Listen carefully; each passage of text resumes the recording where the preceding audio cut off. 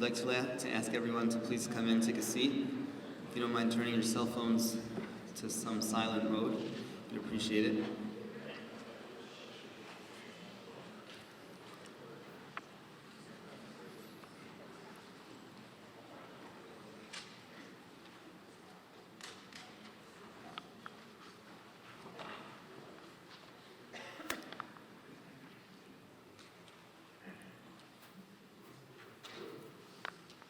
There are several of us who would like to speak, and we want to be sensitive that things don't go too long, but at the same time, we want to give as much cover as we can to Lonnie. So, getting right to it, we'd like to first call up Lonnie's brother, Alan, to be the first speaker.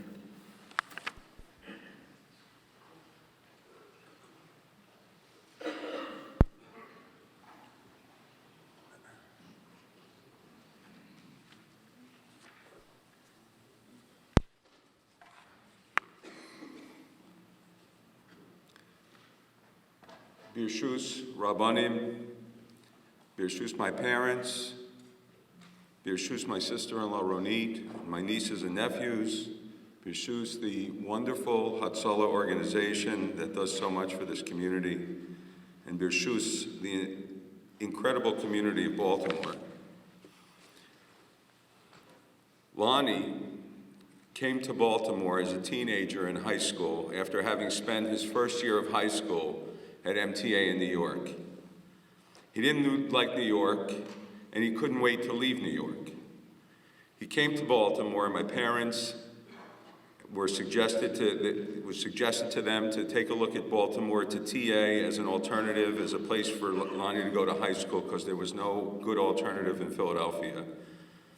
And he came to Baltimore, and almost immediately he fell in love with Baltimore, and Baltimore, this community, fell in love with him. Lonnie left Baltimore for a period after high school, but Baltimore never left him. When Lonnie and Ronit lived near us in Highland Park, New Jersey, the only thing, whenever we would get together, whenever we would see Lonnie and Ronit, Lonnie would always be speaking about Baltimore and about how he could get back here as soon as possible. And I know that the feeling was mutual. Earlier this evening, we made a siyum.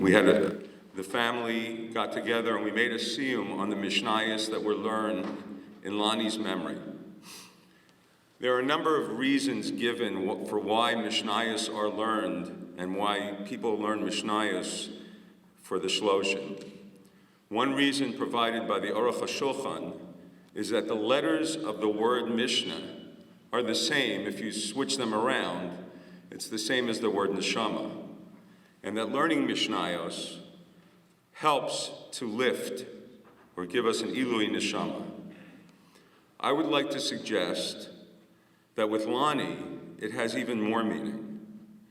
Anyone that knew Lonnie knew that he looked at every Neshama in a special way. Where other people wouldn't go out of their way for people that were seemingly different or not completely on the derech, Lonnie only saw another neshama, another Mishnah, and he would spend the time, make the effort. He accomplished amazing things. We all heard incredible stories of things that his closest family, his wife, his family, his sisters and brother, we didn't know. And we need to learn from his example. Our family, Ronit, Ariella, Ezra, Meira, Yosef, Kivi, my parents, my sisters Lori and Lee, and our entire families, we want to give Hakaras HaTov. We want to give thanks to the entire Baltimore community for all of your support, for all of the meals, for all of the programs in Lonnie's memory, for everything that you have done, and for everything that you continue to do on a more than daily basis. Ronit is especially grateful to the Dumbarton neighborhood that they moved into just recently, within the last, literally just about a year ago, for quickly becoming the extended family the extended family to this family, and for being there for the children, for the kids, and for Ronit in so many ways. To neighbors, specifically one neighbor who was an ER doctor who came right over to help and to try and save Lonnie. To neighbors who just took over after the fact with everything, food, beds, houses, literally everything that you could imagine. We are extremely grateful to Hatzalah for all that they did for the family and for all that they continue to do all the time. The second they arrived at the house that Shabbos morning, just 30 days ago, Ronit knew that she could step back and that they would do everything that they could, and even more. She saw firsthand what an amazing organization Hatzalah is and what an asset it is to this community and to all the communities that are served by Hatzalah. We are all so grateful to Hatzalah. Thank you to all the Rabbanim, to all the community professionals who have helped in every way possible. And of course, thank you to Ela and John, Sarah and Chaim. Individually and as a unit, they have been nothing short of incredible. And it gives our family, the Borck family, tremendous comfort to know that you're here taking care of our family, your family and our family. This has been so difficult for the community and especially for our family. Being as far away as we all are, we are comforted in knowing that the community's embrace of our family has seen no end.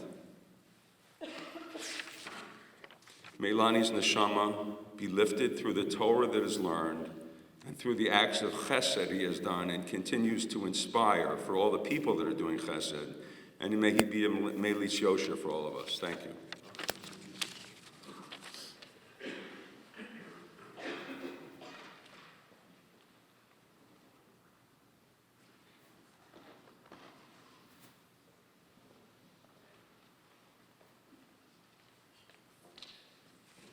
I'd like to now call up Rabbi Menachem Goldberger, Rabbi of the Congregations of Eretz Yisrael, to say a few words.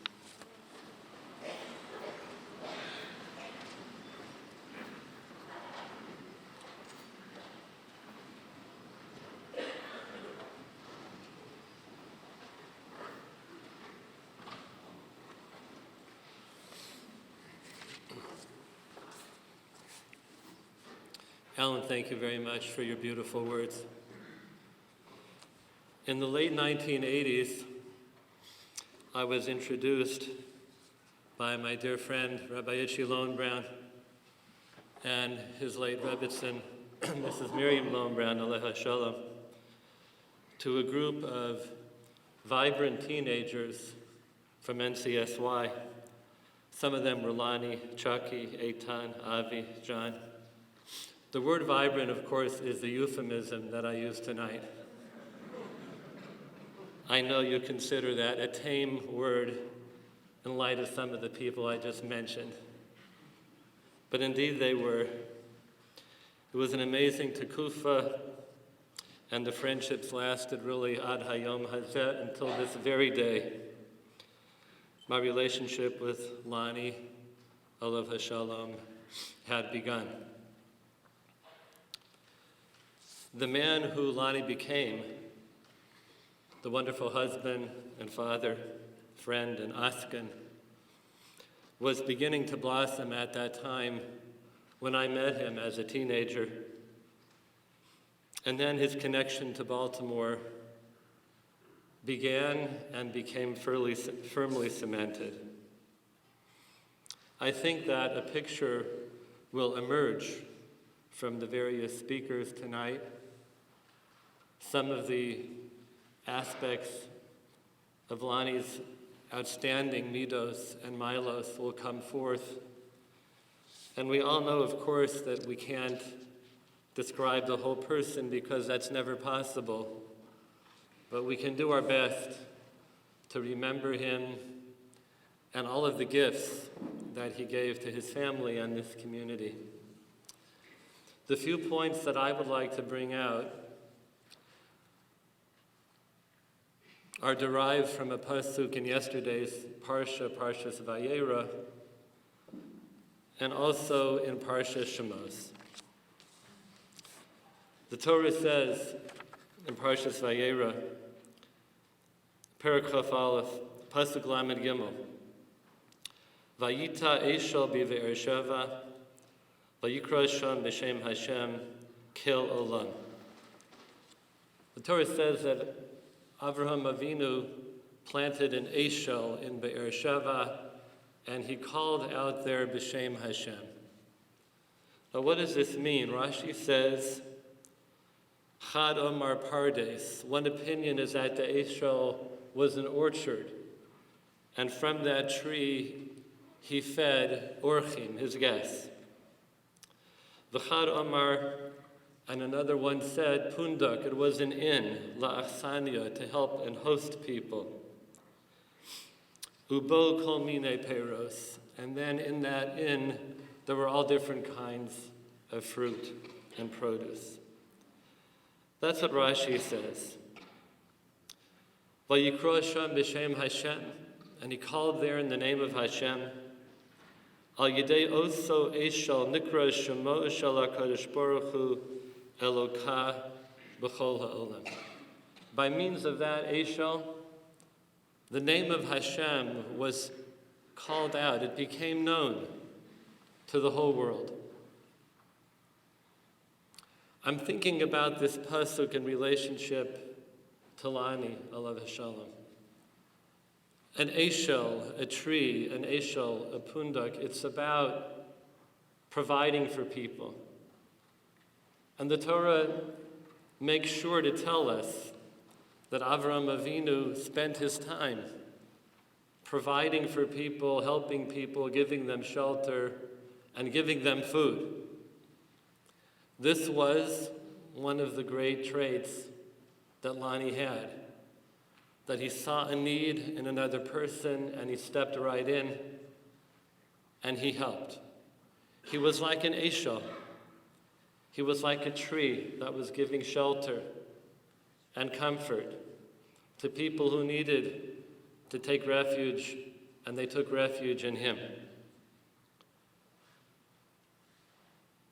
You know, we think about Avraham Avinu in this Rashi, and it says that they said thank you to Avraham Avinu, and he said, don't thank me, the food belongs to Hashem, it's not my food. And through that, he was able to be mashpia, help people get to know Hashem. It's very, very hard to understand. If you were to say that to somebody who came to your house, all of a sudden they would change their life. This is not my food, it's God's food. All of a sudden they believe in God. What was it about Avraham Avinu that those words affected so much change in people? I think perhaps is that for Avraham Avinu, his words were 100% emistic. And when he said that, that truth rang out in people's hearts, and they knew it was true. Someone else could say it, and you could think about it, you can maybe even argue with it, but when he said it, it was emes la'amita. You can't argue with truth. So therefore, Vayikra b'Shem Hashem al yidei oso eshel nikra shemo shel HaKadosh Baruch Hu. I feel that Lonnie had that trait. He was an emistic person. And what he did it because he thought and he held it was true and honest. And when you were around him, that's what you felt. That's what he's striving for. That is what makes the difference in people's lives. The pasuk in Shemos says as follows. Paro's daughter sees a little baby in the basket. Who's this baby? She goes over, and the Torah says as follows. V'hinei na'ar bocheh. And there's a little boy, or a young boy, crying. Vatachmol olav vatomer Miyaldei ha'ivrim zeh. She had compassion on him and she said, this is a Jewish baby. This is a Hebrew baby. So Rashi says that his voice was like a na'ar, not like a baby, a little bit different.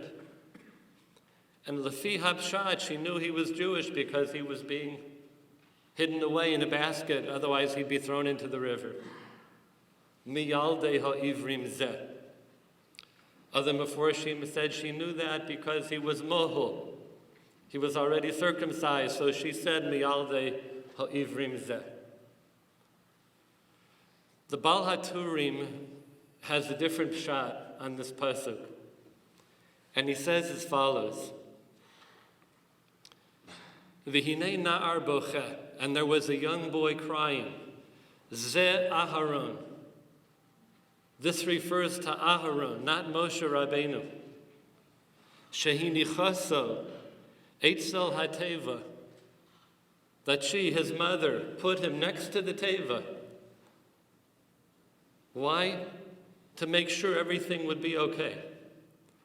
So the boy who's crying there is not Moshe, according to the Baal HaTurim.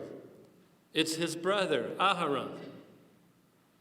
So why does she say, Miyaldei ha'ivrim zeh? And I think this is what it is. What were the Egyptians doing? They were throwing babies into the river. Jewish babies, Egyptian babies. They didn't know where he was coming from, the Moshiach. Moshiach Shel Yisrael. That was their society. She sees a boy crying. Das is the Yid. That's a Jew.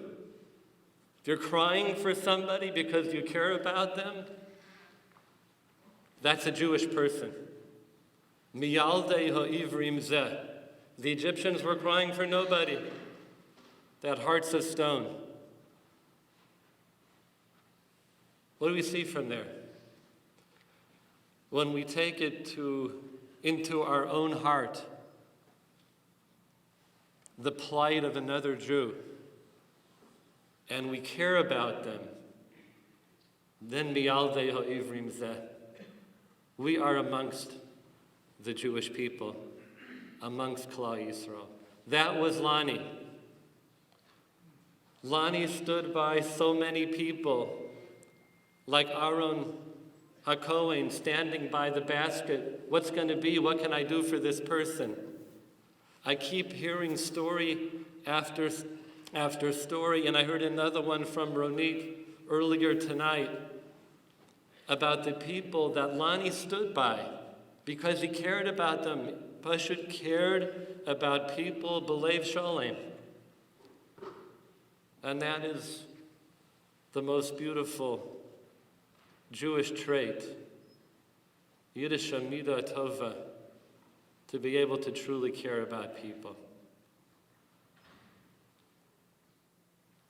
I want to say the story, Ronit, that you said earlier tonight, because it made a tremendous roshem on me.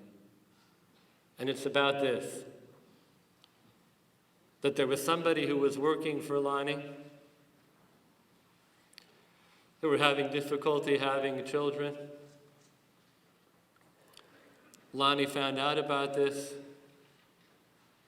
Without the person knowing about it, he changed their health insurance to a different, better plan where they would cover the treatments that they need. And they conceived, and they have a beautiful family. V'hinei na'ar bocheh. That's the Jew who cries for another Jew, who cares for another Jew. Lonnie's presence in our life helped us to feel that. And one of the things that we can do to honor his memory is to try and walk in the same path. Well, those are just two traits of many. And the other speakers will, Bezras Hashem, touch on many more. And I want to say my last words to the Mishpacha, to Ronit, your wonderful children, to Lonnie's parents, siblings. You know, it's ironic. It's been so nice to meet you and to get to know you. I'm so sorry that it's for this so sad occasion. And the same goodkeit, that goodness that you'd see in Lonnie, you see where it comes from. You see Lonnie's parents and his siblings. That beautiful Yiddish hearts that you all have. We all feel it. So I want to say especially to Ronit and to your wonderful children. There's another pshat on the Eshel of Avraham Avinu. And it's a pshat of the Rashbam. And the Rashbam says, what was the Eshel? Pardes hoya lihispalel sham. Avraham Avinu planted an orchard so he could go daven there. That's all the Rashbam says. What's happening? Because a person who wants to give to others and be able to be mashpia to other people, you have to have your own relationship with God, with the Ribbon Shel Olam, before you help other people.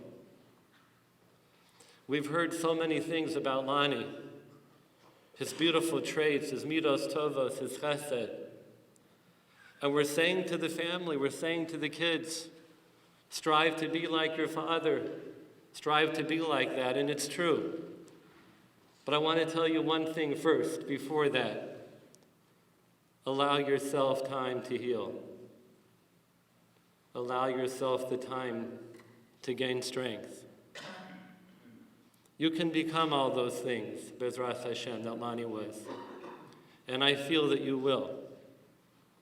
But our Chachamim are very wise, and their Shiva, and their Shloshim, and their Shana, it's a gradual process. It takes time. Every stage is important. Take your time. Take the time to strengthen yourselves, to heal yourself.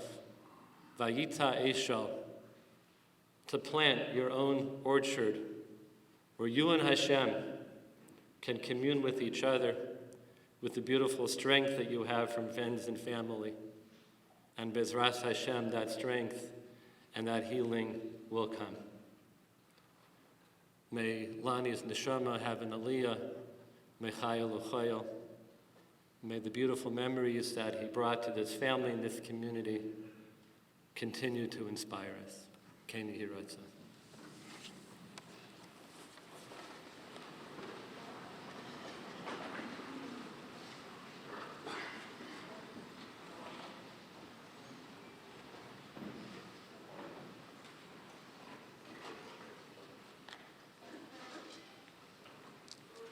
We'd now like to call a longtime friend of Lonnie's, Mr. Tzvi Friedman, to say a few words.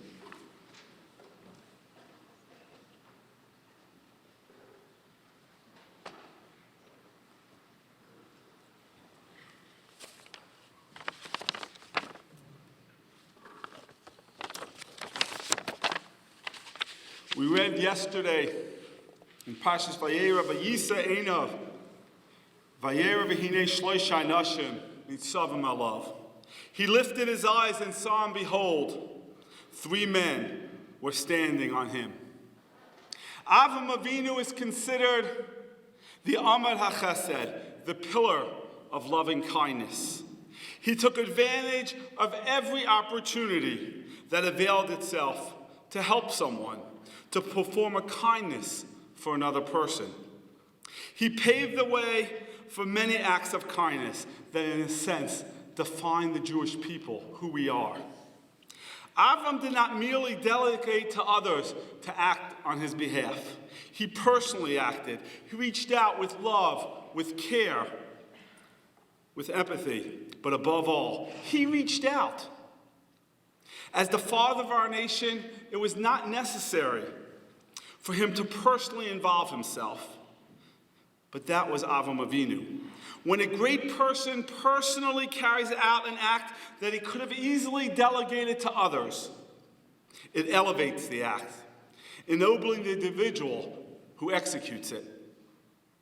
One of the greatest acts of kindness is caring about those individuals who are hardly noticed.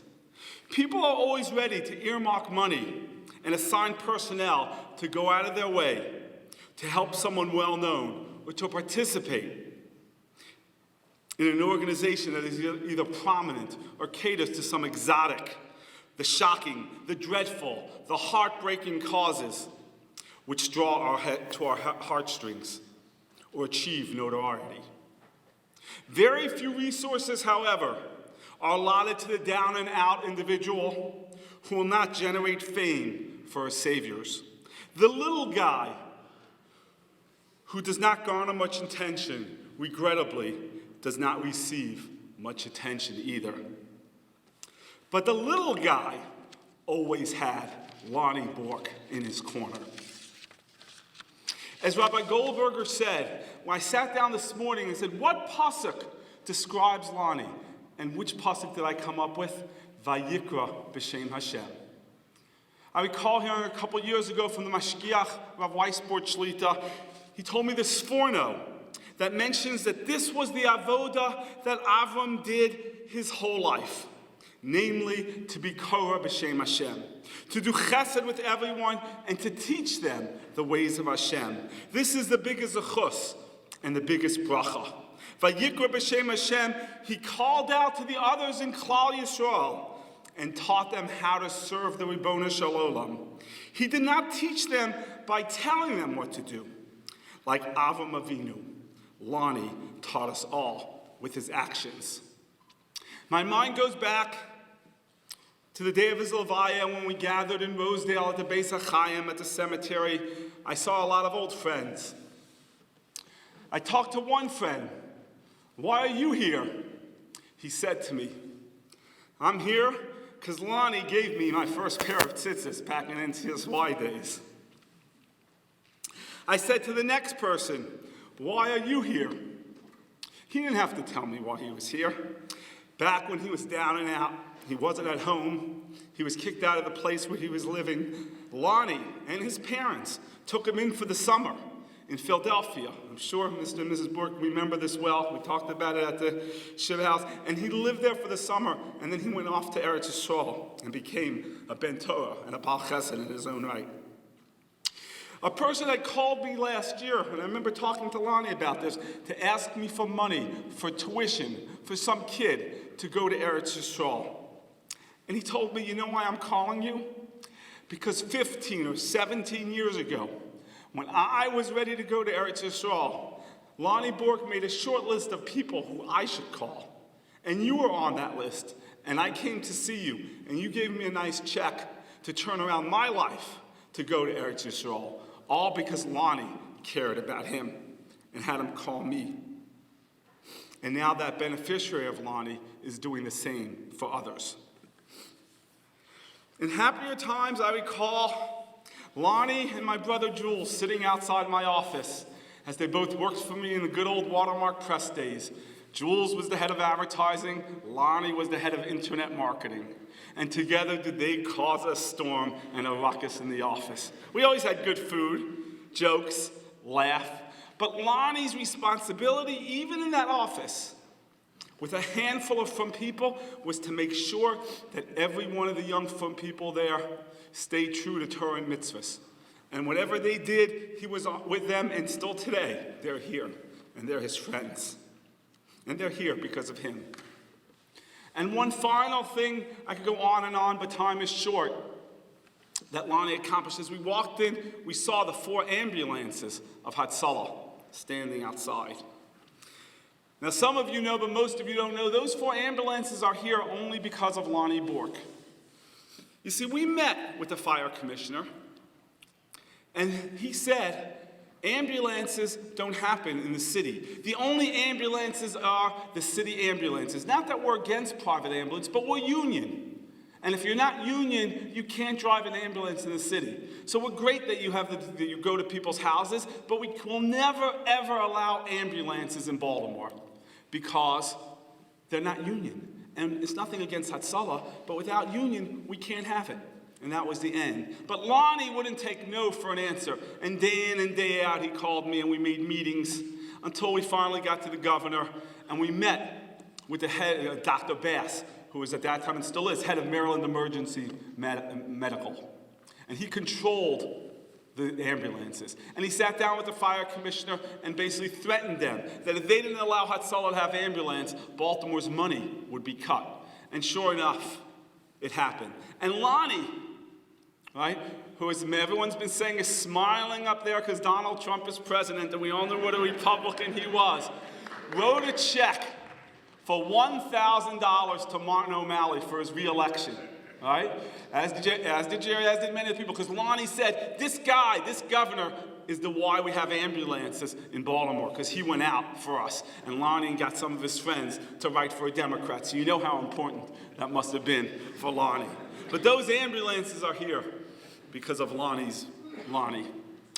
Lonnie's appetite for mitzvahs and chesed was contagious. While he is no longer here to carry out this type of chesed himself, his legacy lives on from the many people who he taught, his talmidim, and are now carrying out those same exact acts of chesed. Ronit, you were a full partner with him in all his good work. And I hope that this will continue and that what you and Lonnie did and all these people will continue in Lonnie's memory to do so many more acts of chesed. Vayikra b'shem Hashem, because Lonnie Borck was always calling out and doing chesed in the name of Hashem. Yehi zechro baruch.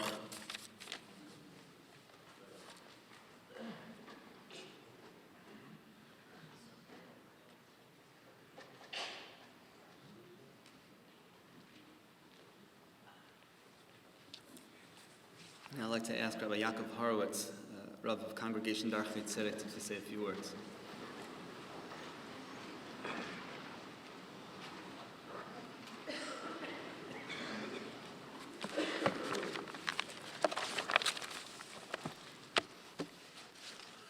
First and foremost, I'd like to echo Rabbi Goldberger's words. Thank you, B'nai Yisrael, for allowing us this venue for both the Levaya and Al Shleishim. I would like to express our Chesed Tov to literally all of the members of Hatzalah for their thoughtfulness and attention to all details, large and small, from that fateful Shabbos morning until the day, till today. May Hashem bench all of you with gesund and strength to continue with your Chesed and Ma'aseh Tov. Who was Lonnie? With the permission of the family, no, I should say with the urging of the family, I want to tell you who Lonnie was. Lonnie was dyslexic, and Lonnie had attention deficit disorder, ADD. Why would the family want me to mention at his levaya that he had these issues? To give chizuk to all of those who feel that they are at a distinct disadvantage because of similar handicaps. People who feel that they don't or can't expect too much from themselves should take a lesson from a man who fought with great tenacity and fortitude to help others in a way that few people do. To love his fellow man, to believe in them, to encourage them. If there is one parent here with a child who has ADD, who feels like lifting his hands in despair, or if there's one person who is dyslexic and feeling hopeless or despondent, even if only one person will be encouraged to lift their head up and believe in themselves, it will be worth it. Simply put,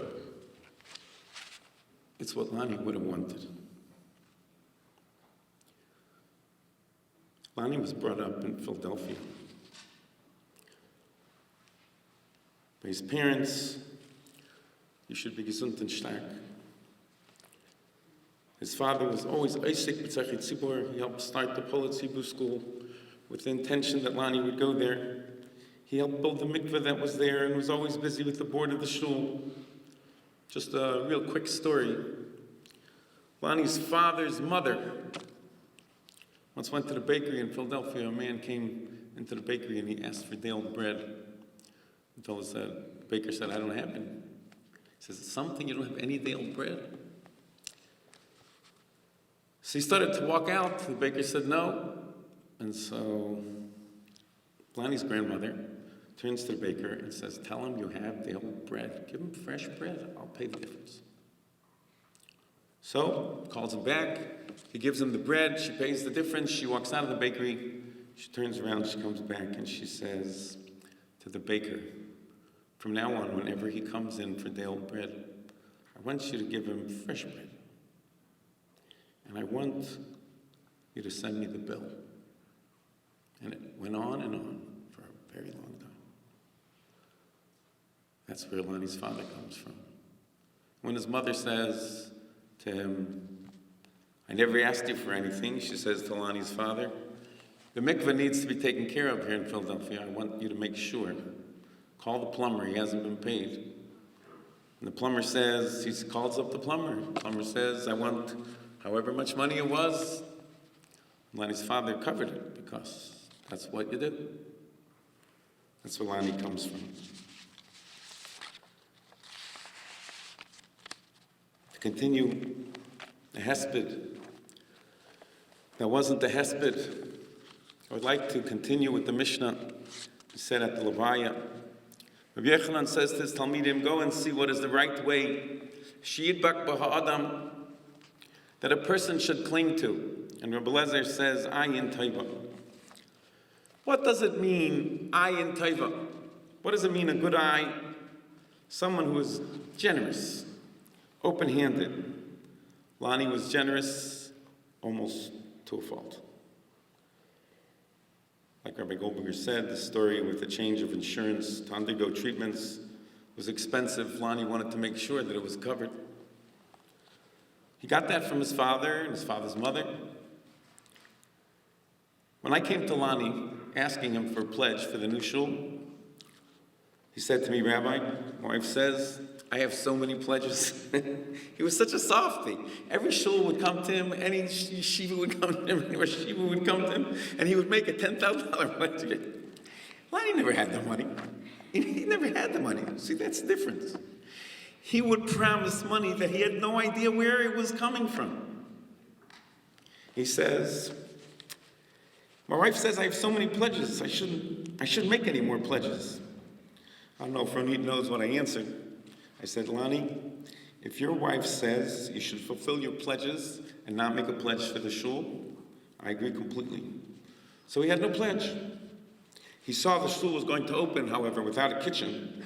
So he comes to me and he says, I'm going to pay for the whole kitchen. I said, Lonnie, your wife said, remember? I said, what about your other pledges? He says, but, Lonnie, I told him, Lonnie, I will have nothing to do with this. Nothing. I will have nothing to do with this. He says, okay, I know Bamberger's number. He said, I'm going to take care of it. And he did. And I'll tell you, he didn't have the money for the kitchen. He ordered it and had it delivered without a dime towards the $10,000, whatever it cost him to outfit the kitchen. That was Lonnie. He was going to get it somehow. But generous means much more than that. It means to be happy with other people's successes, to be unselfish, generous. Oh, Lonnie was buying Tova. He would talk about people who had made it against all odds, made it religiously, made it financially, created healthy, happy families. He literally would crow with pride that his friend had a son who was a master, a Mitzigan, a real learner. He would say, he's for real, Rabbi. The real thing. Who would have even thought that this fellow would have a son who was such a serious masmid, such a learner? It was his pride. It was his success. That's Ayin Tova. Generous, unselfish, happy, so happy at another person's success. Rabbi Yeshua Omer, Chaver Taiv. The second of the Talmidim said, a good friend. Was there any better friend in the world than Lonnie? Walter Winchell said a good friend is one who walks in when the rest of the world walks out. Is there a better description of Lonnie? If a friend was on drugs or did something illegal against the law, even against halacha, Lonnie was there. He was an advocate for him. He would defend him. He would explain why he did what he did. Never knowingly would he ever do anything that was illegal against halacha. Lonnie was such a Yesh Shamayim. But to stick up for a friend, to turn over heaven and earth to help his friend, that was his hallmark. To help the disadvantaged, to take out a young man for 10 years because someone asked him to take him out once. Every week, every single week. That was Lonnie. Moshe Liebes, he was a friend and his hero. What does that mean? All of us are Moshe's friend. Everybody's Moshe's friend. But Moshe was Lonnie's hero with fantastic passion. He would list Moshe's unbelievable attributes. Imagine how a boy develops with a man who considers him his hero. A Chaver Taiv is someone who walks in when the rest of the world walks out. That was Lonnie. Rabbi Yossi Omer, the third of the Talmidim, says, Shachin Taiv. He was a good neighbor. What is a good neighbor? Good neighbor is somebody who's hospitable, embracing, caring. That's why he joined Hatzalah. He cared. He wanted to help. On the Friday before he died, he says to Ranit, he says, so-and-so needs a place for Shabbos. She answers, we don't have any room in our sukkah for one more person. You know, Lonnie, he says with the finality, he doesn't have a place. We'll have him over. We all know Lonnie. He would have gotten up and let the guy sit in his seat so that he would have a seat in his sukkah. The Medrash Tanchuma at the end of Parshas Vayelech says, what is a bad neighbor? Hashem says to Moshe Rabbeinu, you're like a bad neighbor. He says to Moshe Rabbeinu, you see. What is a bad neighbor? A bad neighbor is someone who sees what people take and he doesn't see what people give out. You, Moshe Rabbeinu, said about my children, Hein b'nei Yisrael, lo shamu elai, ve'ech kishmeini farad. B'nei Yisrael won't listen. You said lies about my children. You said bad about them.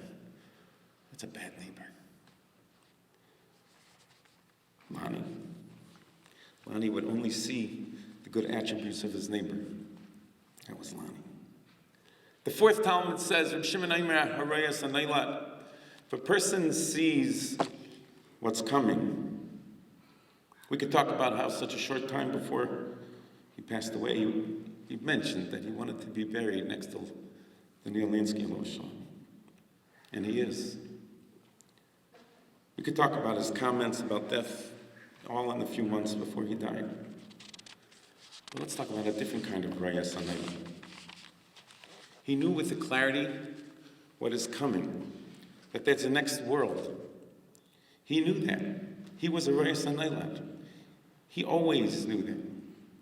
His kavod for Chachamim, his honor for those who learn Torah, who were tochel kabara, who he saw in them that they were real.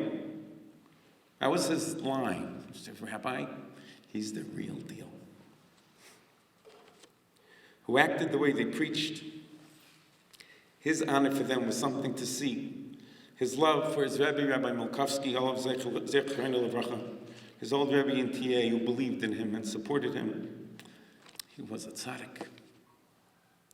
The love and admiration that he had for the Mashgiach and my Weisborn Shlita, for his impeccable midas, his persistent parenting, something to see. His love for his Rebbe in Eretz Yisrael, Rav Chaim David Langzam, who didn't teach his Talmidim according to convention. but with love unending. His respect for me, even if I frustrated him when I wouldn't move on an issue, he would never speak with disrespect. He was Yerei Shamayim. He was a stalwart soldier in the Rebbeinu Shalom's army. Learning was difficult. Reading was difficult. But he had that outstanding strength, body and spirit, to dedicate his life to the most religious side of life. Anyone in our shul who worked humbly, tirelessly, without any desire of notice or honor, Lonnie would say, they're the real deal. He knew where he was going. And if he saw someone did something, he would say, what are they going to answer after 120?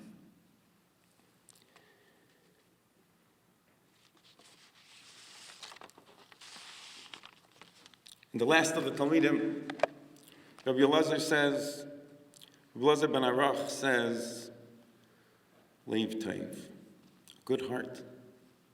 Rabbi Yochanan the Rebbe says, Royan Yestivrei Elazar ben Arach, Shebechal Devrav Devreichem.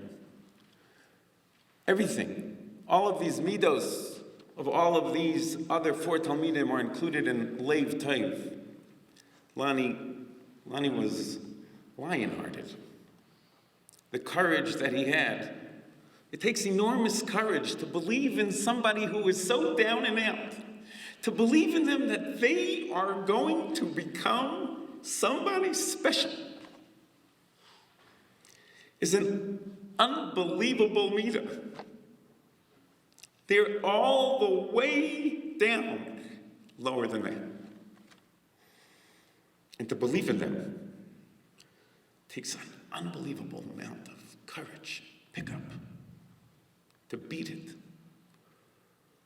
Lonnie was all of these things with his fantastic heart that loved people. It was fantastic. That passion and zeal that he had to help people. Who's going to take it up? Who's going to be there to help those people that Lonnie's not here to help? Who's going to do it? And the answer is, we must take it from here. We must pick up those who were the ones that Lonnie picked up. As everybody said so nicely, that is why we're here today. To get that chizuk and to continue what he did as very first nature. If it's not my first nature, I have to make it my first nature. With the same courage, the same zeal, and the same passion, and the same golden heart that included everybody. Klal Yisrael, Torah, and mitzvahs. It's Hashem. Should be a male tzesher for his wife. His kindlech. And watch over them. A fellow came to me just today, last night, he had a dream. He didn't know Lonnie that well. And he said, I want to tell you a dream I didn't tell anybody else, except for my wife. I was sitting at a table, and there was one man on one side and one on the other. I don't know who they were. And Lonnie came down. And I said, Lonnie, you know you're supposed to be. And he ignored it. And with that same energy that he had, that boundless energy, and that same passion and zeal that he always had, he shook off my comments like he has things to take care of. And he does. It's Hashem. Yizachar Baruch.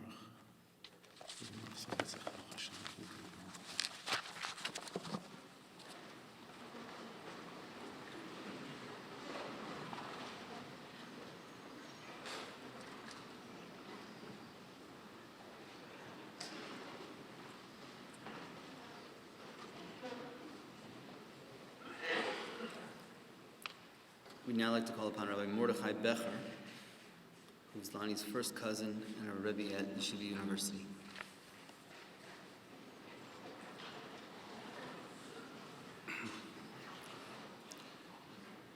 The Torah starts with the letter base, which is a little interesting. Stylistically, had I been writing it, would have started with an aleph, first letter of the aleph base, 1. But the Torah starts with the letter base, which is 2, the number 2. Why is this so? So it's interesting, in the halachas and the laws of writing tefillin, the Mishnah Berurah tells us that when you write the letter base, it's supposed to have a little pointer pointing up the top of it, and at the bottom of the base, there's a point pointing back towards the aleph. And the Mishnah Berurah quotes Yerushalmi and Chagiga that says, why is the base written with an arrow, a pointer pointing up and one pointing back? And Yerushalmi says that if you ask the base, who created you? It points upwards and it says Hashem. If you ask the base, what's his name? It points back to the aleph and says his name is one. The Maharal explains what this means. It says, when Hashem created the world, he created plurality, the illusion of two-ness, not two-ness in North Africa, but two-ness with a W. He created the illusion that there is a separation between us and him, created the illusion of plurality. But really we know that the underlying reality of everything is oneness, and the oneness of Hashem. And our purpose in this world is to be in this world and point up that there is a reality beyond this physical reality, and point back to the aleph, to the oneness of Hashem. There are people in this world, when they walk around, you can see in them that they point towards a reality beyond the physical. They point towards a spiritual reality, that the human being is not just an advanced animal, but the human being is something way, way beyond that. V'tachasrehu ma'at me'elokim, kavod v'hadar ta'atrehu, a little less than Hashem, adorned with honor and glory. There are people you look at, and that arrow points upwards to that reality. And those people also tend to be people who also the arrow points towards one. They see the oneness in the world, they see the oneness in people, and they are one with other people. Lonnie Oliver Sholem was a person like that. When you saw him, there was something pointing upwards to a transcendental, spiritual, higher reality than what most of us live in. And there was something pointing towards oneness, Aleph, the oneness of everyone. He could look at a person and you could feel one with him. The source of evil is the idea of duality, that there's separation. There's me and you. There's us and them. There's me and there's Hashem.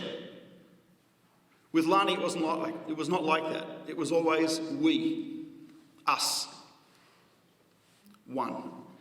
And when someone walks through the world like that, a very rare person is bringing that base back towards the Aleph, which is the entire purpose of our existence.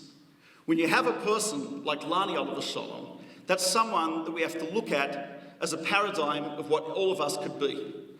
Someone who, when you walk in the world, you can point towards and see you, and they can see a reality beyond this simple physical reality. Someone who doesn't look at things as us and them, me and you, but someone who looks at things as us, a oneness. To bring the world from that base back towards the Aleph. That, the Maharal says, is what the Mishnah Berurah means, and that Lonnie's life was really an example of that idea. We are here to help each other. Hillel said to the ger, to the convert, who came and asked him to teach him the entire Torah while standing on one foot. So Hillel said to him, that which is hateful unto you, don't do unto your friend. Which we understand is the basis of this idea of oneness. But he said more than that. He said, Hadar Pirushahu Zil Gemor. He said the whole Torah is a commentary on that. Go and learn. He did not let him off just with that statement. He said the whole Torah is a commentary on that.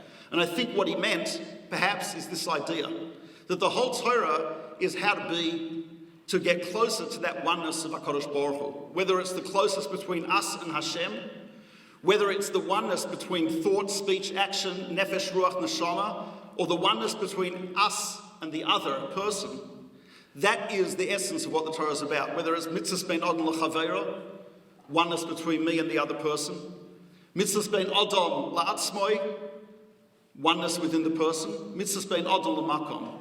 In each one of these areas, Lonnie alav shalom expressed that oneness. He was the letter base pointing up towards another reality beyond us, pointing back towards Aleph. But he didn't just point, he did it. One thing that we can come away with is that we should try to look at others, ourselves, HaKadosh Baruch Hu, with the same eyes that Lonnie alav shalom looked at everyone, which is that we are one, we are part of that oneness, and our job is to get back from the base towards the Aleph that preceded creation. Yeh zichro Baruch, Mach Hashem dima me'al kol panim, should be a melitz yosher for us, for the whole mishpacha, and Neshama should have an aliyah.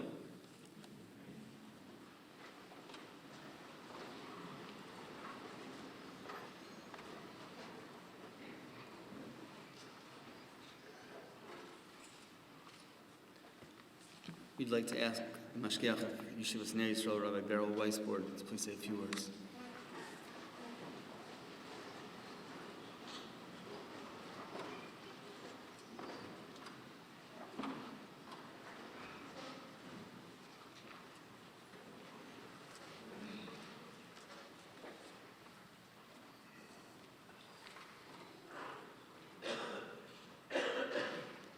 I find myself at the same time at a great disadvantage and a great advantage.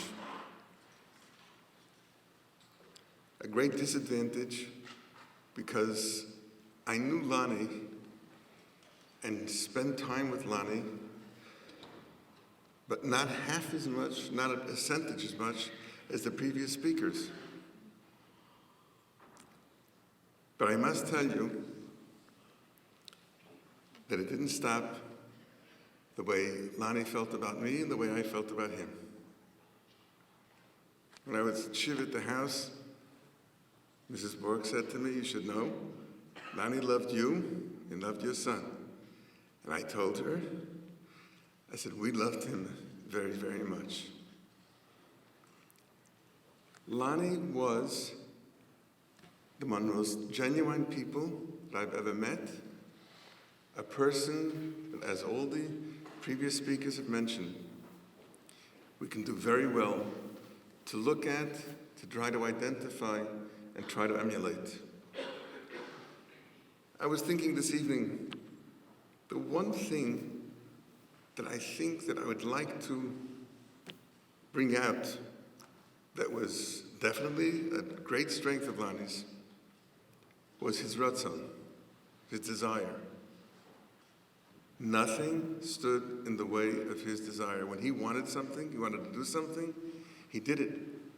Whether it was in chesed, it was in hatzalah, it was in the community, it was an individual, whatever it was. If he decided he wanted something, that guest is coming to the meal. There's nothing that stood in his way. There's an unbelievable medrash. It's Pirkei Reb Lezer. I was near Yerushalayim once with my father-in-law, the late Rosh Yeshiva of Weinberg, and we were visiting with his brother, the late Rosh Yeshiva of Eshet Torah. And we were talking about the first parak or two in Pirkei Reb Lezer, where Reb Lezer in Hurkinus talks about his own life story. And it seems that Eliezer, at a very old age, decided he wanted to learn Torah. He didn't know how to make brachas, he didn't know how to daven, he didn't know how to krishma, he didn't know how to bench, didn't know anything. And there are different girsos, how old he was in his 20s. And Hurkinus, his father, seemed to be a very, very comfortable individual. And when he saw that his son knew how to learn, he wanted to give him everything that he had. And yet when he first saw Eliezer deciding that he wanted to learn, his father said, "No, you can't learn. You're not going to learn."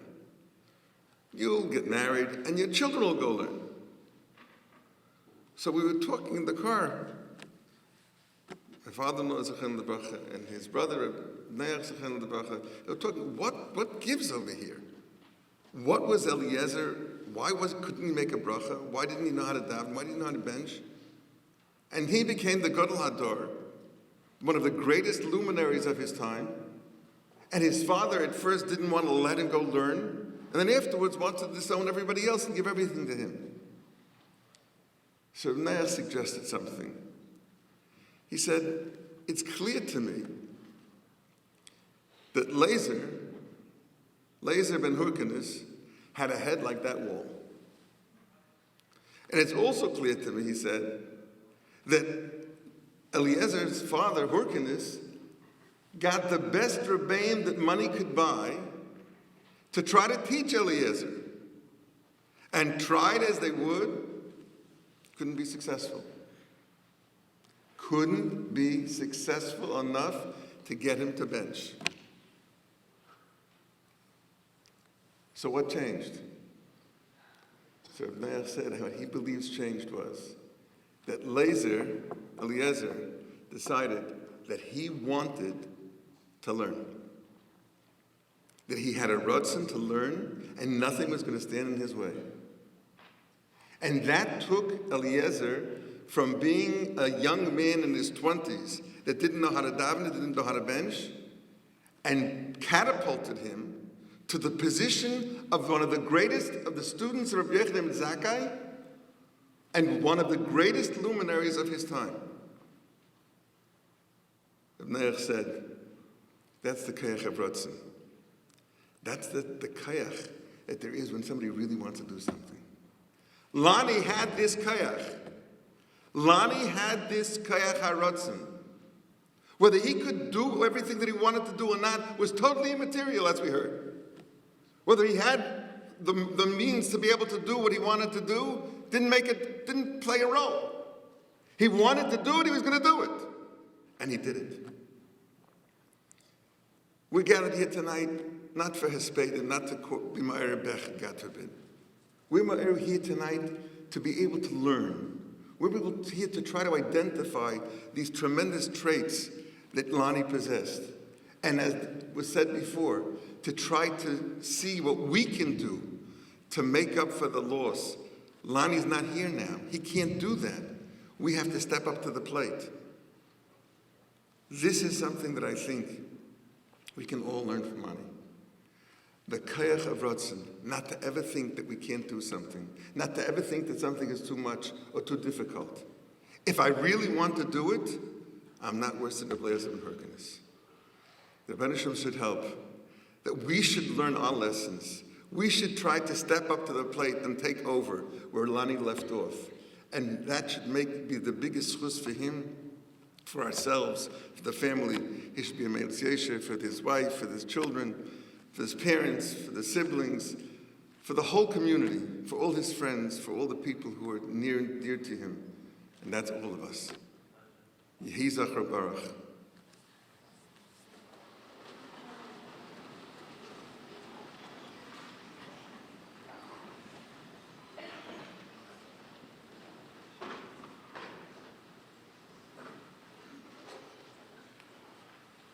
Now I'd like to ask Lonnie's very close friend, Mr. Nechemi Weinreb, to please say a few words.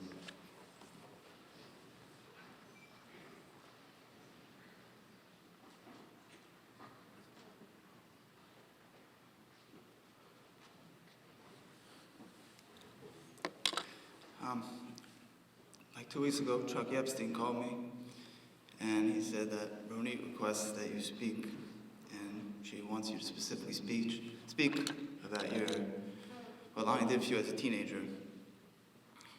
And then I got a message a little while later that I shouldn't feel like I need to embarrass myself. So knowing me in those days and Lonnie, there's not much I could say. But I want to start off by saying that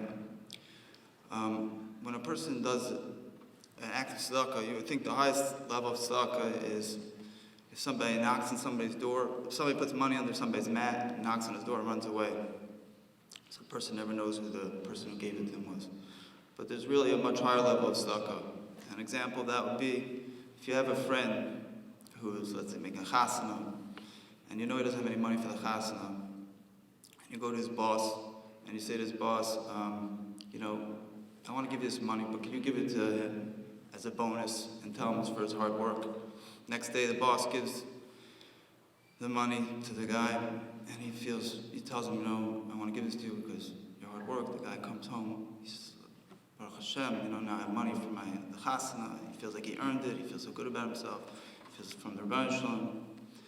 To do chesed that way is even harder. To do chesed to somebody when a person doesn't even know chesed is being done to him. I never felt that Lonnie ever did chesed to me. And there's many people in my life who I've always felt that I need to have a kar satov to. I never felt that about Lonnie.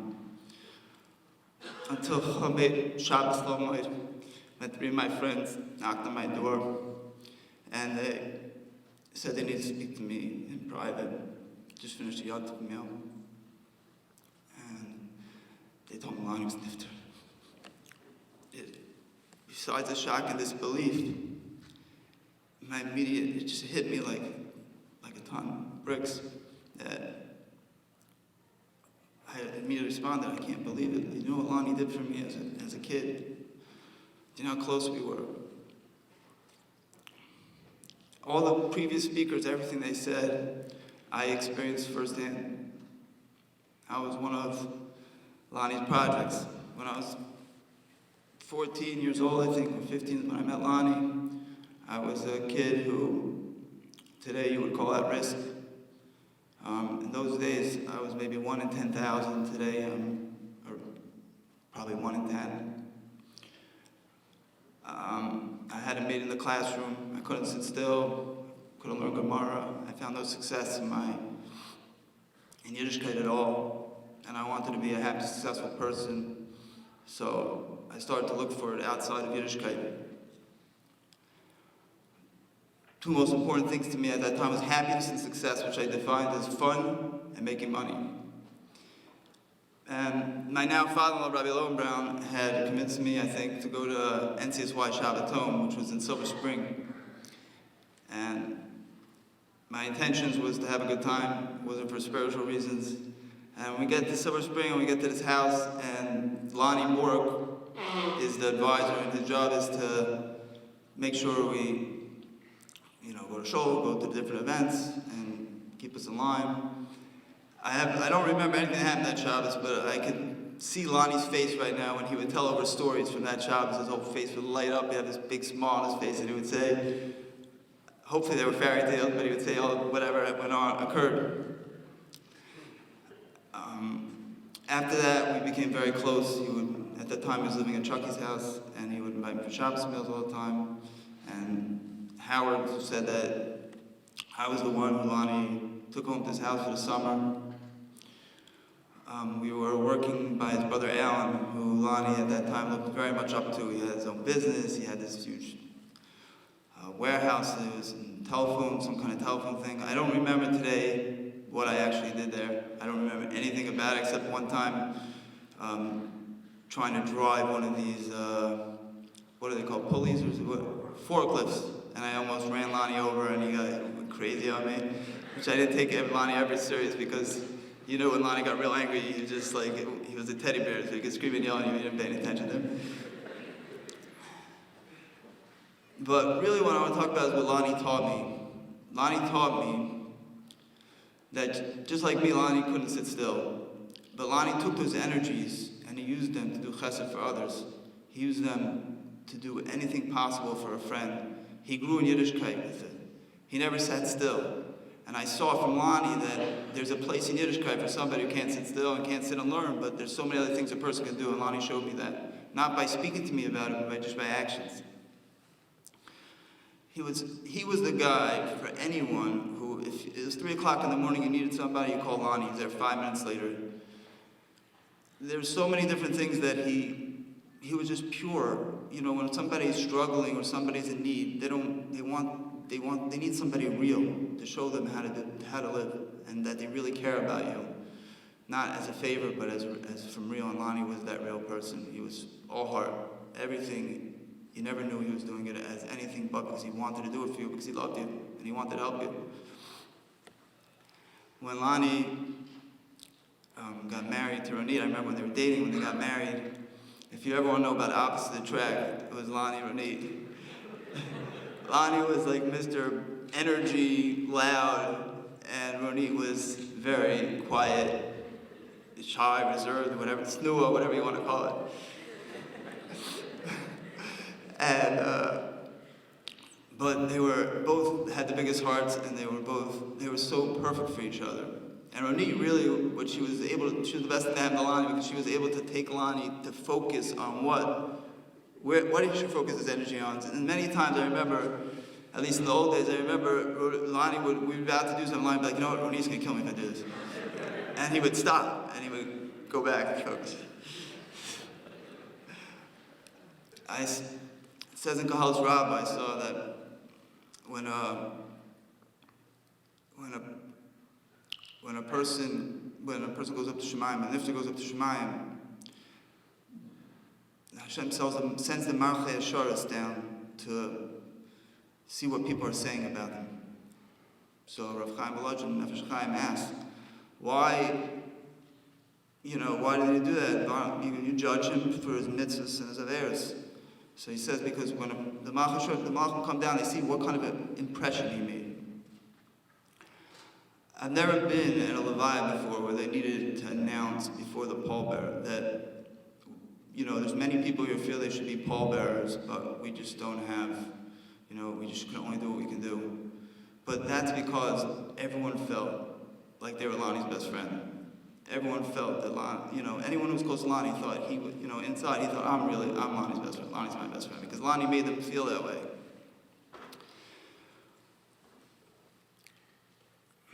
He made, I'm sure, his impression, he's in the highest place in Shemayim. It says, how's a person supposed to be like Hashem? Is Mahu Rach Mechanan Afat Rach Mechanan. Lonnie was a Rach Mechanan to the fullest.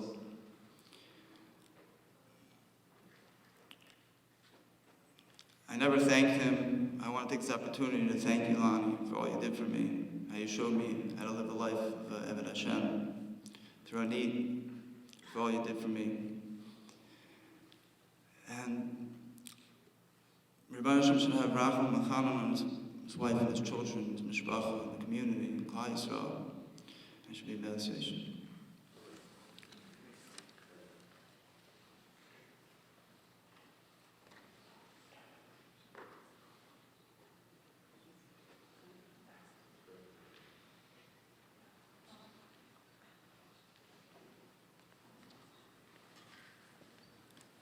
So we now like to call upon Mr. Elimelech Goldstein, a very close friend of Lonnie's, and also to represent the entire Hatzalah.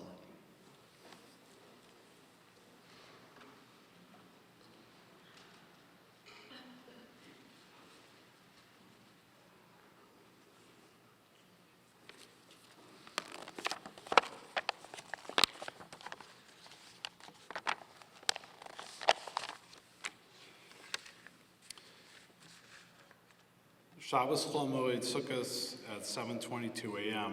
That's all our radio went off for a call in Overbrook. And Lonnie didn't key up the radio. And I said to my wife, seriously? The call's in Overbrook and Lonnie's not keying up the radio? And my wife says to me, it's Lonnie's house. So I said, it can't be Lonnie's house. It doesn't make any sense. If it was Lonnie's house, he'd get on the radio. And then it took me about a minute, and I realized it's Lonnie who needs our help. So when the ambulance went to the hospital, I stayed back at the house to be with Lonnie's parents and the kids, see if I could assist them in any way. And from that moment on, I saw amazing things happen. First, I saw amazing kids raised right. Ezra kicked into gear and began getting breakfast together for his grandparents and his siblings. Together with Meira, he started dressing and entertaining the twins. Then, unlike most teenagers, Ezra ran off to shul. Then things happened I didn't truly understand. When Ronit returned from the hospital with my wife. They were at John and Ela's house with Roy Goldberger and the kids. And shortly thereafter, someone knocked at the door. And before I knew it, the person was in the house. I said to my wife, why did you let them in? Like, what are they doing here? My wife said, I tried to stop them, but I couldn't. I was thinking, what's wrong with these people? I was thinking, are these people insensitive? Are they weird? Are they just crazy? And more people came over to the house. And as the day progressed, back at Lonnie's house, more people came over. It was almost like a bar mitzvah open house reception. People just started coming over the entire day. And everyone had some kind of introduction. That's Lonnie's best friend, and that one's Lonnie's best friend, and this is Lonnie's best friend. One guy turned to me and said, wait, I thought I was Lonnie's best friend. So everyone just keeps coming over to the house, and it just seemed odd. And people, at the same time, there were rabbis coming over to the house. Someone says, that's Roy Goldberger, he's Lonnie's rabbi. And that's Rabbi Horowitz, he's Lonnie's rabbi. Rabbi Garari, Lonnie's rabbi. I'm thinking, I have a hard enough time having one rabbi, and Lonnie had multiple rabbis. Throughout Shabbos and after Shabbos, members of the community really kicked into gear and really working on every detail of the Levaya and all the family's needs.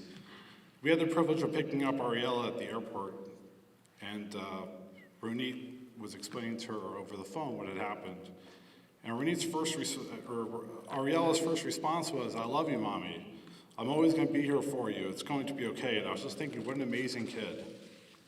I still couldn't figure out why so many people were doing so many things. People were calling me on the phone with every little detail that they were working on, whether it be an ambulance fitting into the cemetery or the state police closing off the highway. But it still bothered me. I was still trying to think, like, why are all these people coming over to the house the whole time? It still seemed very weird to me. Then on the way to the Levaya, we were in the back of the ambulance. That's all ambulance that Lonnie helped fund with the Aaron and the family. And I had a Tehillim in my hand. And I was thinking, what capital Tehillim are you supposed to say when you're in the back of the ambulance with your friend's Aaron? I said to myself, please make this meaningful. At least I open up to something that makes sense to me.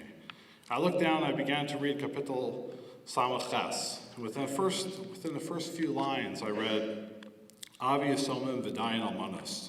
Hashem is the father of orphans and the defender of widows. At first, I was a little creeped out. And then I started looking at the Rashi.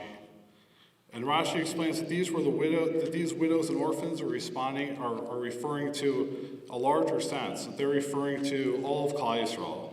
And at that moment, I realized that the people coming over on Shabbos, they weren't just insensitive, crazy weirdos, but rather they were those Yisomim and those Almanos. They were Lonnie's friends.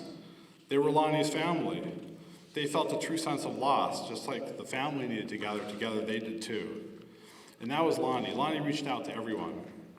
Lonnie reached out to his family, performing the mitzvah of Kibbutz Avim like no one else, driving to Philadelphia to attend to his parents' needs and make sure that he drove them personally to Baltimore to make sure that they had a comfortable trip, making sure that Ronit and the kids were provided for with every amenity that would help them. Lonnie's number one passion was his family. His kids are a testament to Lonnie and Ronit raising them right. When Lonnie brought Ezra to Thursday night shiur and chant at that Tzala garage, he had a certain glow of happiness just being able to hang out with Ezra. His kids are his true legacy. But Lonnie reached out beyond his immediate family. As many have said, it's very easy to associate oneself with and invite people over to your house who have the highest level of academic, social, financial abilities and achievements. But that wasn't Lonnie. Lonnie chose to befriend people who were working to overcome challenges, people who needed extra help and support in their lives. He saw good and potential in everyone. He saw the glass half full, not half empty, but he saw it even further. He saw how he could fill the glass up. And this was the same with his business. Lonnie was comfortable with taking risk and seeing potential. One day Lonnie called me and said, what do you think about the domain name oxygentanks.com? I said, well, oxygen's good. Everyone needs oxygen. I paused for a minute and I said, but, Lonnie replied, but, well, I just bought it for 10 grand. You said it was good. Goldstein, what's this but? I only had 1 second left to bid. Needless to say, our phone conversation that day didn't go very well. but Lonnie would always make sure that we made up quickly. One day in the back of that solid ambulance, I still remember we had what we consider a very big fight. We were on our way to a call for a burn. Lonnie was driving the ambulance, and we began to discuss and then argue about the best route to the burn center. The argument turned into a fight. Afterwards, as usual, we made up, and I thought that we moved on. A few weeks later, Lonnie showed up at my house with a custom embroidered gear bag with Hatzala's logo and badge embroidered on the side together with my Hatzala number. I asked him, "What is this?" He said, "I felt bad we had a fight, I wanted you to have this." After the Harnof massacre, Lonnie called and asked me, "When are you going to Eretz Yisrael?" I told him to go after Shabbos. He said, "No, you need to go now." He says, "Here's my credit card. Buy a ticket and go right now." I recently learned that when I declined his offer, he called my son and tried to persuade my son to get me on a flight right away and to put on his credit card. That was Lonnie. Lonnie was a sensitive guy with a huge heart. Lonnie did things in a style often referred to as Lonnie style. When a friend was making a bar mitzvah, they described the way they were going to do it just like Lonnie did. So we're going to do it Lonnie style. Lonnie lived his passion. Whatever he worked on, whether it be with his family, his house, his business, Hatzala, there's no such thing as doing a part job. Lonnie was all in everything that he did. Lonnie and Renee were gracious enough to host my family for lunch on the second day of Yom Tov. At the meal, we talked for hours about dying. Kind of an odd thing to talk about, Yom Tov, but we did for about 4 hours straight. And the main thing we talked about was how people are forgotten. We talked about how some people, they forget them after a day, some people a week, some people get a month, but then everyone's forgotten eventually. But Lonnie pointed out that some people aren't forgotten. Lonnie pointed out it's the people whose names are on things. We talked about this building is that person's name, and that building has another name, and those are the people who aren't forgotten. Shortly after Sukkot, Duby Heyman began to campaign to build a second Hatzala garage and name it the M58 Lonnie Borck Hatzala Garage. And this is with Renit's permission. A building on the Lev Shlomo campus where Lonnie spent so much time davening and enjoyed being a part of. This is a way that we could assure that Lonnie's memory and Lonnie will never be forgotten, just the way that we talked about at that Yom Tov table a few days prior. So I'd like to, on behalf of Renit created flyers that will be in the back. I'd like to appeal to everyone to contribute to this effort and contribute to the memory of Lonnie. May Lonnie's memory be a comfort to his immediate family and his extended family, Klal Yisrael.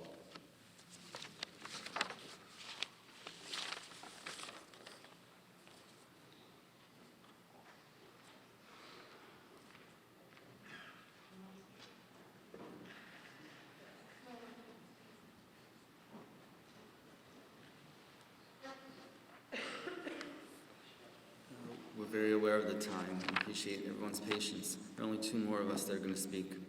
I'd like to ask Rabbi Shuli Lefkowitz from Yeshivas Chavetz Chaim, TA, Baltimore, to please say a few words.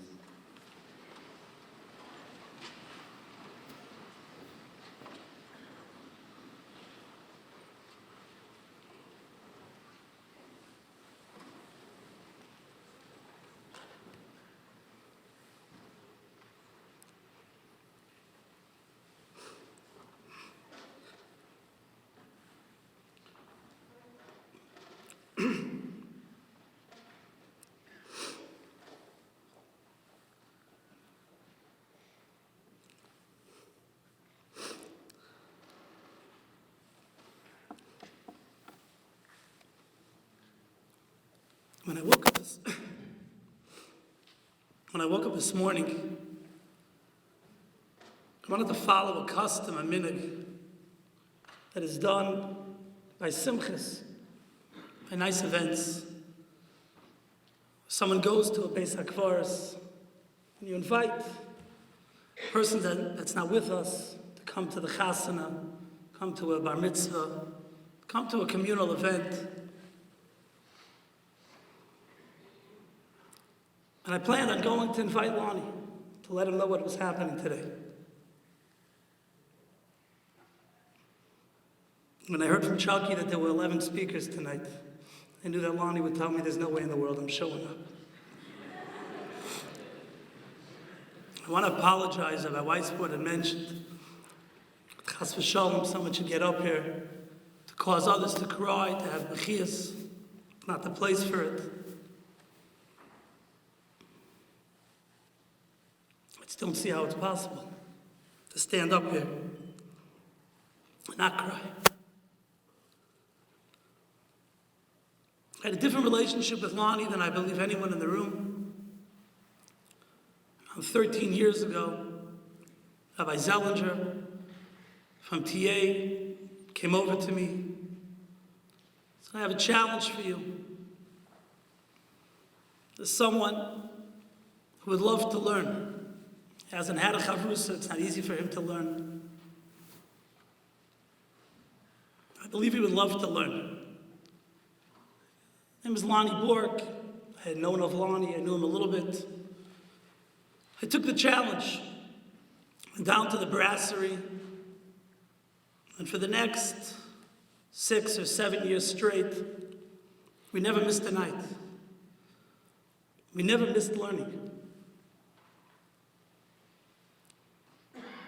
Rabbi Horowitz started off by clearly explaining it was hard for Lonnie to learn. It wasn't easy for him to read the Gemara. It wasn't easy to focus.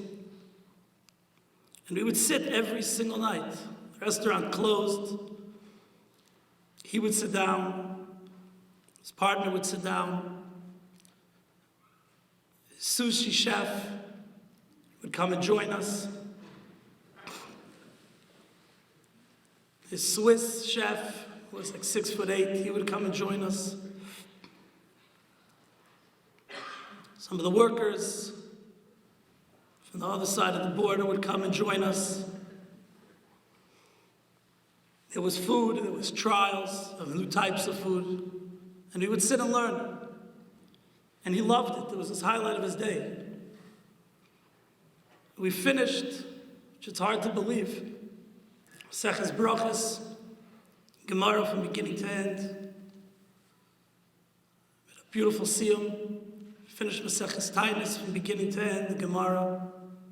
Finished Maseches Rosh Hashanah together. And he would sit there and he would sit every night. There was no such thing as missing. It was no matter what happened. He would stay late. If something was going on in school. And we would learn. It was a funny chavrusa shah for someone from the outside who would watch. Lonnie would open up his computer. And he used to have, take a Sunday night or a Monday night. He was a big sports fan, but he wasn't able to focus on the game totally either. So he was looking at domain names on one half of the screen. On the other half of the screen, he was watching the game, and I was reading the Gemara. If I would dare ask, Lonnie, what's the score? What's happening? He would scream, you're in the middle of reading Gemara. What are you doing? And this went on for years and years and years in the brasserie.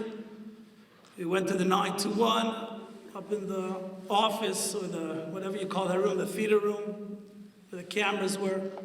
Came back to the brasserie. We ended up in the house. Ronit would constantly scream to put away the computer, the rabbi's here.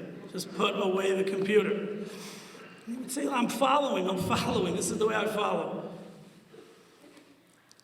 And I don't think there was ever a day he didn't have something to point out to the Gemara, something he couldn't argue with. He enjoyed it, he loved it. If I would miss a night, he would scream at me. How could you do this to me, my family? This is how my kids see me, this is how they know me. And when we stopped, it was hard for me to get out at night, I had to be in yeshiva. He used the word, but he would kill me for it. What are you doing to me? You were the only one that was ever able to get me to sit and learn. He loved it so much. If I ever came in a mood, a long, rough day in yeshiva, something happened. He knew I hated his cat. And he would throw that monster, which I would call it, that horse of a cat, and he would just like throw it on my lap. I would go flying. It was a whole routine. It was and I was in a good mood. I was smiling. At times he would learn in his office, and you never knew who was in the next office. I never understood why he had, it was one office, it was another office. There was always someone working in the other office, I don't know exactly what, sleeping in the other office, living in the other office. There was a time we found downstairs in the brasserie, there were cages down there, there were refrigerators down there. He had workers that were living in the basement, that were living in downstairs in the brasserie. Some, again, from the other side of the border, that belonged, behind the cages, and some from our community. Some from our community that he loved, that he took care of. There was no end. There was nothing he wouldn't do for another person to make him smile. During the last 3-4 weeks, it was mind-boggling to see Hatzalah members, the macho people from the community, the ADD people from the community, call us what you want, but a mixture of people who are on the run, they can't sit still. And I'm sorry for mentioning names if I'm embarrassing anyone, but to stand across from Brian Tannen, I don't know about others, a person I think knew how to cry and just stand across him and just cry together with him because you can't talk. And this is still going on. Shadov called me out. Not the next day, 2 weeks after. And we just cried in the parking lot together. I don't think we ever stood with each other for more than 10 seconds straight. But it was such a love. Not just a best friend. He not only us to Lonnie and Lonnie to us, it was what he gave everyone. Anyone that knew Lonnie became not just best friends with him, became best friends with each other. My Weisbort's son who's here, Lonnie loved more than anyone. Sat with him at the Shiva house. I sat with him talking to him. We just cried together. He made us best friends. Anyone that was part of his circle, just everything else fell aside. There was such an ava, such an unbelievable love that I don't know the word to use. I don't know how it's possible. It's because he was friends with Lonnie and I was friends with Lonnie. Why do we have to love each other? Why do we cry together? He fought with people. He said things that were exactly on his mind. Nothing bothered him. Nothing stopped him. And Melech used one of probably 1,000 arguments as an example that he had and other members had. One of the members of Hatzalah said to me afterwards, someone came over to him and asked him, you were good with Lonnie, didn't you have some, I didn't know what word to use. And he looked at me and he said, he didn't get Lonnie. Anyone could ask that question, didn't know him. Lonnie never fought with anyone. He used to say to me if someone got insulted from one of his comments, what's bothering him? I said the way I feel. If he was right, he was right. If he was wrong, he would admit it, he would laugh.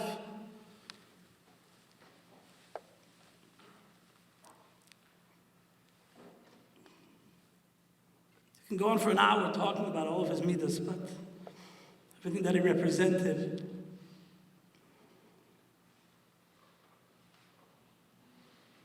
But that love and that care for anyone, his family, there was nothing in the world greater for Lonnie. Nothing in the world. His daughter decided to go to Eretz Yisrael. It was like the greatest moment of his life. Ezra's upshare, and I'll never forget it. Ezra's bar mitzvah. We were singing together with the Goldstein family. They're just moments that he would do anything for anyone in the world. It's hard to copy and fill someone else's shoes. To say we're going to take it, we're going to become Lonnie Borck. It's impossible. But to continue that love that we all have for each other because of him, to continue doing anything in the world for another person, something we could learn from, something we can continue. Should be a Melitz Yosher for the family that he loved so much, a Melitz Yosher for our entire community, for the shul, for the yeshiva that he loved to hang out by, to the people that needed him so much. And go around the room, go around the city, people bagging groceries in 7 Mile, people filling shelves in 7 Mile. It was comical to listen to him. Lefkowitz, you have to, come on, you gotta go there, you just gotta go shopping, you just help out. You just talk to the guy, what's the big deal? Just schmooze with him. It was amazing. And the Mitzvah Hashem soon, we should be Zoyche to see Shiach Meher V'Yameinu, who will have a Tchias HaMeisim, and be able to see that shining smile that Lonnie had again.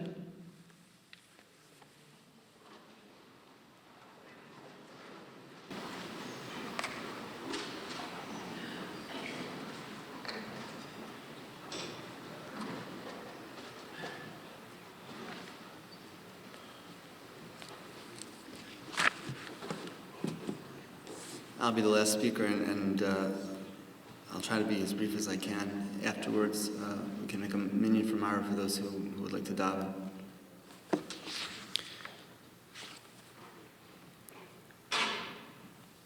By Shiva, Rabbi Hopfer came in, and Rooney wasn't in the room. He waited for a while, and he had to leave, and before he left, he came over to a few of us, and I hope he'll forgive me if I don't quote things correctly, but it says in the Torah the word God L'cha, and Rashi says Tuvcha, that what makes a person great is his goodness. And of course he was talking about Lonnie. So after I briefly tell you my relationship with Lonnie, I'm gonna tell you just a few examples of Lonnie's goodness as I experienced them.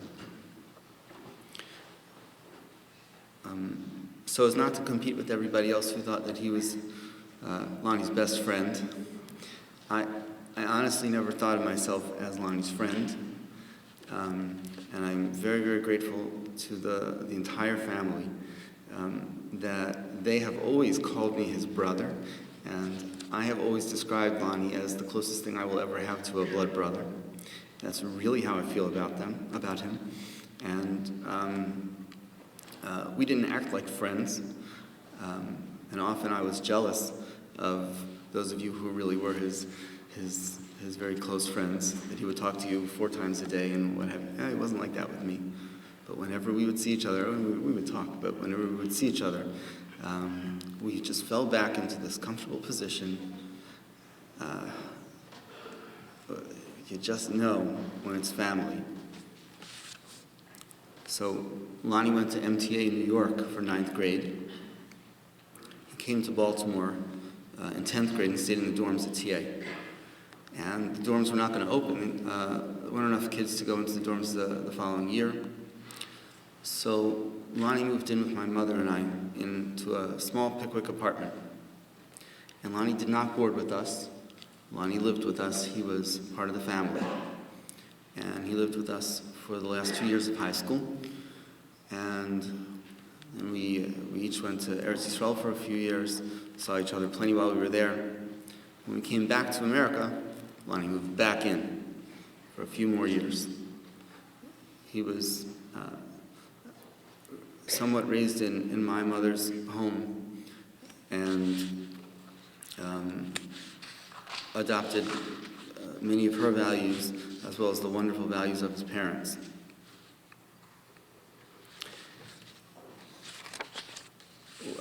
Lonnie and I could never really make it to Minion on time for high school. We tried, but we weren't very good at it. And I got my license before Lonnie got his license, but he got a car before I got a car. So we had Lonnie's car, and I was the driver. And we would get to school late every morning. And Lonnie was a little hard to wake up. And eventually, I would give up on him and I would go to school without him. So pretty soon, in the morning when I would go out to the car to go to school without him, the car wouldn't start. Lonnie secretly would take out the spark plugs so that I couldn't leave him behind. Eventually we got to school halfway through the year, late for Minion, and the principal, Rabbi Gold at the time, he stopped us at the door and he turned to us and he said, "You guys are suspended, go home." And we looked at him, "Why are we suspended? What did we do?" He said, "You came late to Minion for 6 months in a row." Rabbi Gold was a very, very patient principal.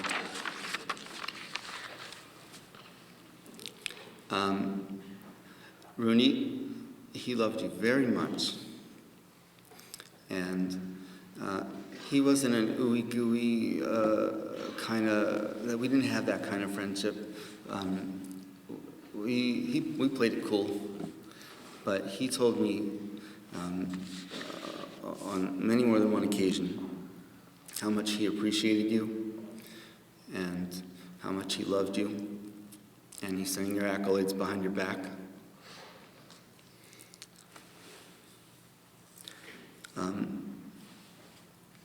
Lonnie was a passionate person. He had a lot of drama in him. He was very animated. He was larger than life, very charismatic. As was mentioned, he loved watching sports and he loved politics. The Shloha HaKadosh quotes Rabbi Chia and Rabbi Yochanan and Rabbi Acha separately, who all comment in slightly different ways that a person who learns Torah without the intention of transforming that knowledge into action, it would have been better that that person not be born in the first place. Because this is the Olam HaAsiyah. This is the world of action. This is the world of doing. And Lonnie was a doer. And Lonnie loved action. And I used to joke around with him. I used to say, "Lonnie, you're not happy unless there's a problem." And he actually channeled that into something very good. Very, very good. He was in and out of EMT classes since we were in high school, and he was one of the original founding members of Hatzalah of Baltimore, as you've already been told. Lonnie was probably an excellent first responder, an EMT, caregiver. But I really think that when he was on the Hatzalah calls, that another characteristic really overshadowed his medical care that he was able to give. He was able to impart a calm to the patient and to their families. And he just let you know that we're here, you are now in good hands, we're going to take care of you. And Lonnie, like so many other of the wonderful Hatzalah guys, they would stay in the hospital for hours to see the case through. Lonnie let you know that you were in good hands. And that he really shined. in that respect. There's an NCSY, Lonnie was an NCSY advisor, and he would hand out tzitzis to the kids. And recently, a wonderful Rebbe in the community came over to me and he said, I think that Lonnie gave me my first pair of tzitzis. And he was my advisor.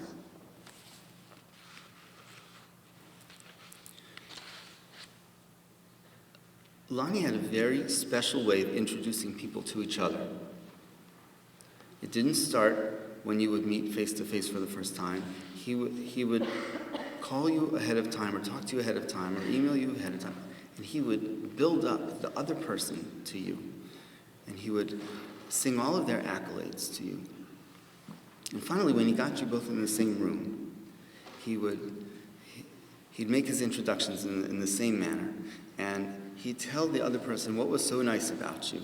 And he'd tell you what was so nice about them. And then he'd step back with his hand on his stomach, waddle back for a second, and what you could see, he was thinking about what's the next compliment that I can put out there while you were shaking hands.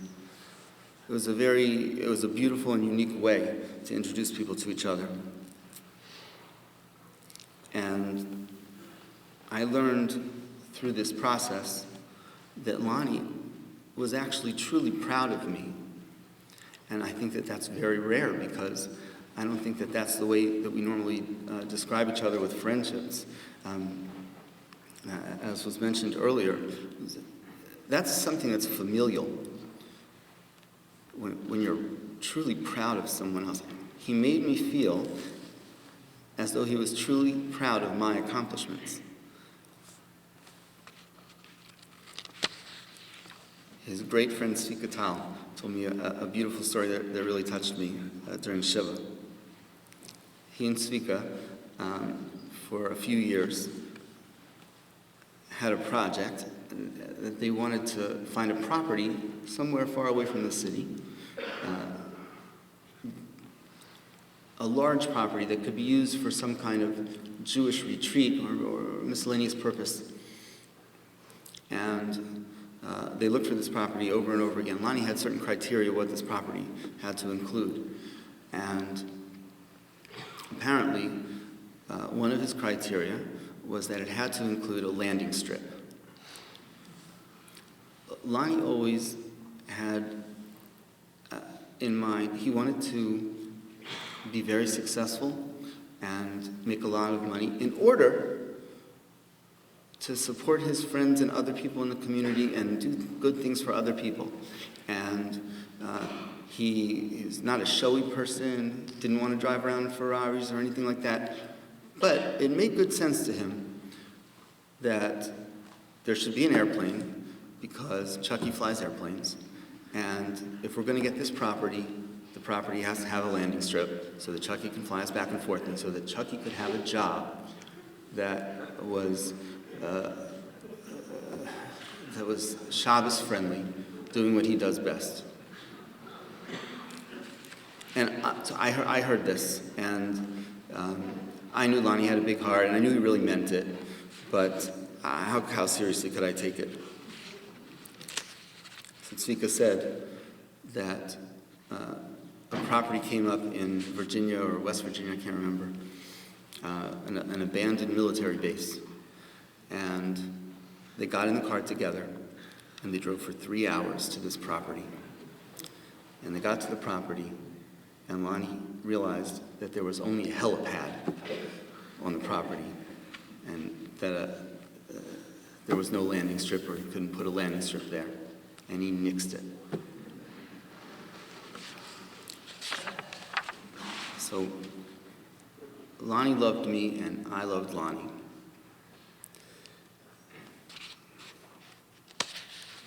Lonnie died in his sleep on Shabbos Chol Hamoed Sukkos, just a few days before we read Parshas V'zos HaBracha on Simchas Torah. And in that parsha, the Torah records the death of Moshe Rabbeinu, which we know is considered misas neshika, death through a divine kiss. And it mentions that Moshe's eyes had not dimmed, nor had his vigor diminished. And it says that all of Klal Yisrael mourned for 30 days, and that then the days of tearful mourning ended.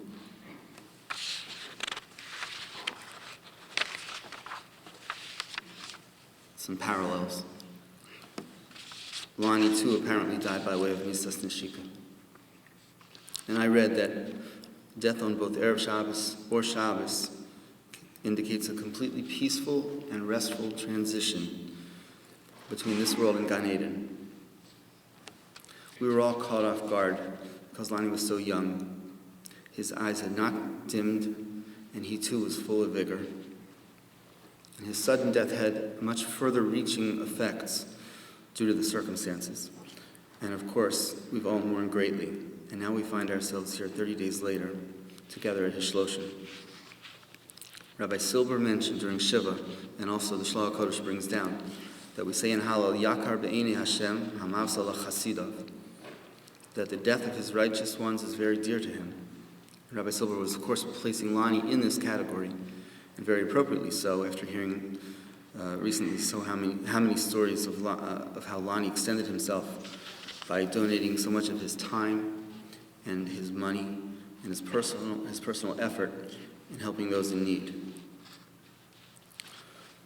So to his kids, Ariella and Ezra and Meira, Yosef and Kivi, first of all, you got to know he loved you more than anything in the world, and you, along with your mother, were the lights of his life. We say in Shemona Esrei, Melech Meimis Umechayeh, that Hashem is the king who causes death and causes life, but it seems like it's in the wrong order. Mostly we think that we enjoy life and afterwards comes death. The lesson is that no, once one dies, that's when true life really begins. And the Shlach HaKodesh says, in Parshas Noach, he says that a person can actually live forever through his children. So you kids, with your commitment to Torah and through the mitzvahs that you perform, Li'iloi Nishmas, your father, Olav Shalom, will keep him alive through you and continue to constantly elevate his neshama forever. He should be a Melitz Yosef for his entire family and for the whole community of Baltimore and for all of Klal Yisrael. Thank you. You can make a minyan for Marav if you'd like.